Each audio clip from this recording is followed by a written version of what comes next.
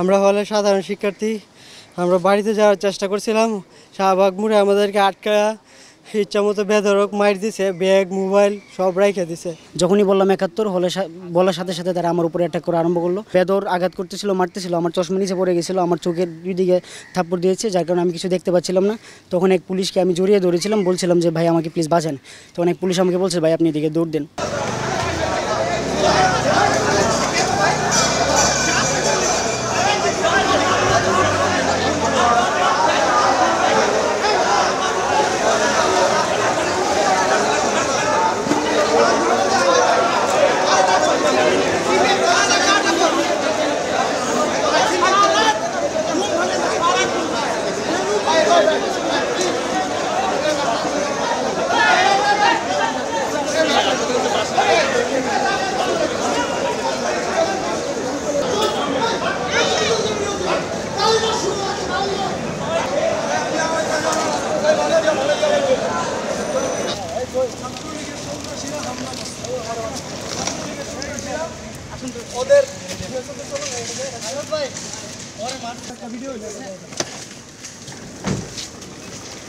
আমরা হলে সাধারণ শিক্ষার্থী।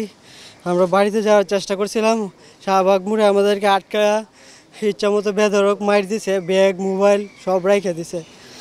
আমরা কিছুই করি না, আমরা সাধারণ শিক্ষার্থী। সে দেখেন আমাদের হাত আঙ্গুল ভেঙে ফেলছে, বাইরে আমাদের মোবাইল ব্যাগ সব রাইখে দিছে। হল বন্ধ করছে, হল প্রশাসনে আমাদের বলছে চলে যাওয়ার জন্য, এজন্য আমরা হল ছেড়ে চলে যাচ্ছিলাম। সেই অবস্থায় আমাদেরকে হামলা করে ছাত্রলীগ, হাত ভেঙে ফেলছে, মাথায় আঘাত করছে। আমার নাম জাকির হুসাইন, আমি কবি জসিমউদ্দিন হলের সাধারণ শিক্ষার্থী, আরবিক ডিপার্টমেন্ট মাস্টার্স অধ্যয়নরত। আমি এবং আমার বন্ধু জাকির আমরা দুজন বাসায় যাচ্ছিলাম, যেহেতু হল প্রশাসন আমাদেরকে বলেছে হল ত্যাগ করতে, সেই জন্য আমরা বাসায় যাচ্ছিলাম। আমরা শাহবাগ মোড়ে যখন রিক্সা থেকে নামার পরে আমাদেরকে ছাত্রলীগের কয়েকজন সন্ত্রাসী আমাদেরকে জিজ্ঞেস করে আমরা কে এবং কোথা থেকে এসেছি। আমরা খুব সাধারণভাবে আমাদের পরিচয় দিলাম যে ভাই আমি সোহাগ, আমি ৭১ হল থেকে এসেছি। যখনই বললাম ৭১ হলে বলার সাথে সাথে তারা আমার উপরে অ্যাটাক করা আরম্ভ করলো। তারা আমাকে জোর করে ব্লেম দিল যে আমি নাকি ইউনুস ভাইয়ের বৌমুখ ভাইয়ের রুম ভেঙেছে এবং আমার থেকে কৈফিয়ত নিতে চাইলো, নাম বলতে কে কে ভেঙেছে। কিন্তু ভাই আমি আদৌ এইগুলোর সাথে জড়িত না এবং আমি জানিও না এগুলো কারা করেছে। আমি নিতান্ত একজন সাধারণ শিক্ষার্থী বলে আমি সাধারণভাবে বাড়িতে যাওয়ার চেষ্টা করছিলাম। আমরা জানিও না যে শাহবাগে এই ধরনের কোনো সম্মেলন বা হচ্ছে। তো ভাই আমার এবং আমার বন্ধু জাকির আমাদের ফোনগুলো ওরা রাইখা দিছে, আমাদের হাতে পাসওয়ার্ড খুলে ওরা ফোনের মধ্যে যা ইচ্ছে তা করতেছে ভাই, এবং বলতেছে আমাদের নামে নাকি শাহবাগে মামলা দিবে। এবং ভাই আমরা আসলে একদম নিরুপায়, আমরা কী করবো বুঝতে পারছি না। সব থানা সামনে হয়েছে এবং এখানে পুলিশও ছিল।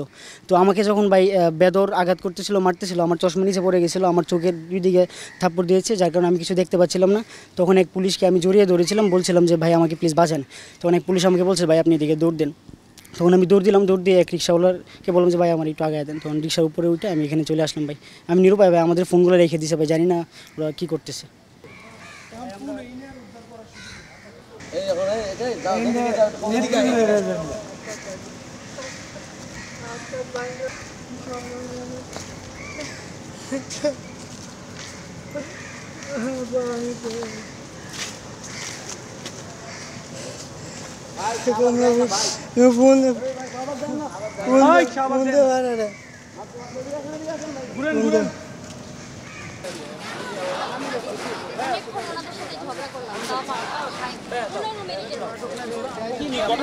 আপু একটু বলবেন আপু ইস্যুটা যাইতে পারবো না, কর্তৃপক্ষের নির্দেশ, ওনারা কিছুই করতে পারবে না।